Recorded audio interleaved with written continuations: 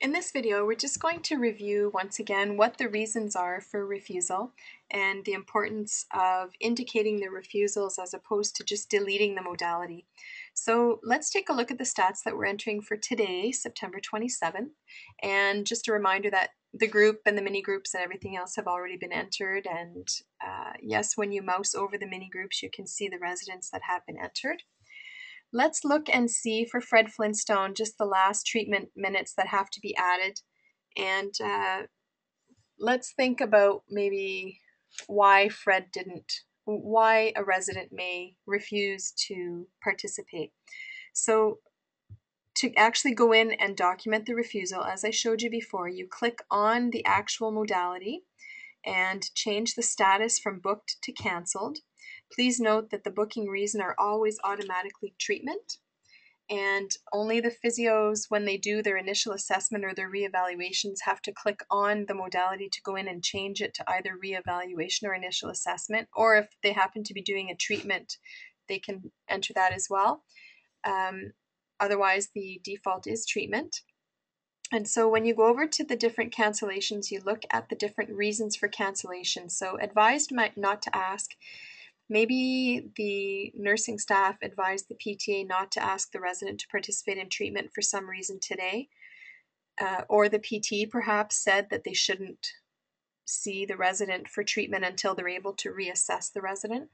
A conflict in schedule might be something like perhaps there was some sort of nursing treatment scheduled at the same time and they weren't able to get back to the resident. Obviously, if the resident has passed away, you can enter that for their reason today, and then you should go back in and change their status to inactive so that they don't show up on your schedule anymore. Did not ask, maybe you were supposed to ask the resident to participate today and you ran out of time. Please do document that you did not ask them and that you ran out of time. That's important to keep track of as well. Maybe the treatment that you were supposed to do with the resident was done in group. For example, maybe they were scheduled to have balance exercises with you one-on-one, and you were able to find a second or third person to do a small mini group of balance exercises. Then you could actually have the reason done in group because you did it in the mini group instead of doing it one-on-one. Maybe the resident has been hospitalized. Maybe the resident is in isolation and it's not appropriate to do the treatment with them. Maybe the resident simply said, you know what, I don't feel like doing it today. I don't want to do it today.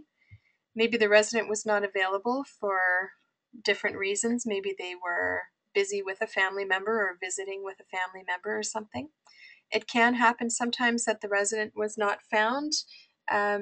You do your best to try and find them. You kind of get to know what their activities are, and you can't always end up finding where the residents are, so that may be the reason.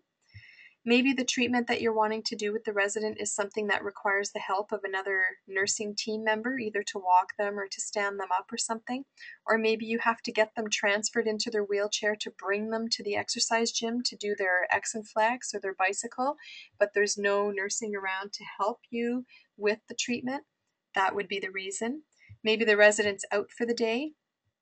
Maybe they have pain related to the treatment. So let's say, for example, you're doing active assisted range of motion with them and it's for their shoulders and you're supposed to be doing pulleys, for example, but they've actually got shoulder pain.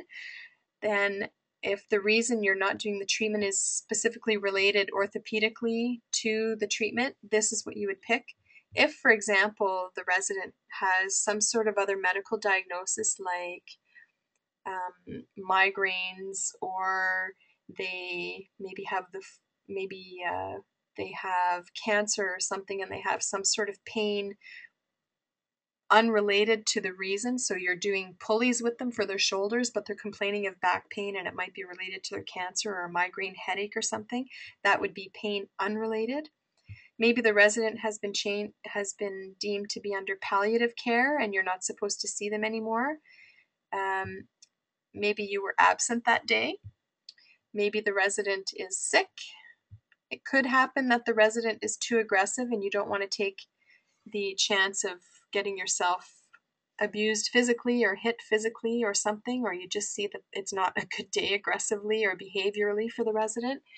Maybe they're too confused. So, for active assisted range of motion, the resident does have to help you a certain amount, or if it's walking or standing or sit to stand or something where you have to have the resident's cooperation and they do have a form of dementia and they're too confused to help you or to participate in the treatment, it's important to document this so that if the physio sees many times that the resident's too confused, it may be an indicator that they need to change the treatment plan for the resident. Maybe the resident is saying, I'm too tired today. If that's the case, please document it that way, more so than saying not today is the reason. It may be actually that they're too tired. Or perhaps, again, maybe it's a treatment where the resident has to be awake to do it. So, for example, taking them for a walk or doing sit to stand, and maybe you're having a lot of trouble actually waking them up, or they're too, dozed off to be able to do the treatment, then you can say too tired. If you are doing, for example, passive range of motion on a resident and they don't wake up, I do think it's okay to do the treatment. You may want to double check with your physio or with the nursing staff, probably with the physio first, because I actually find sometimes that certain residents, the passive range of motion treatment is better done with them when they're sleeping because they don't get as anxious and there's not as much tone if tone is a problem. So too tired is not always necessarily a good reason not to do the treatment. It depends on the treatment. And the last one that we have in our list here is weather. And we added this a couple of years ago just because we found that sometimes in the summer, with the very hot or humid weather, there seemed to be a lot of residents just complaining that they didn't want to do their program because they were too hot.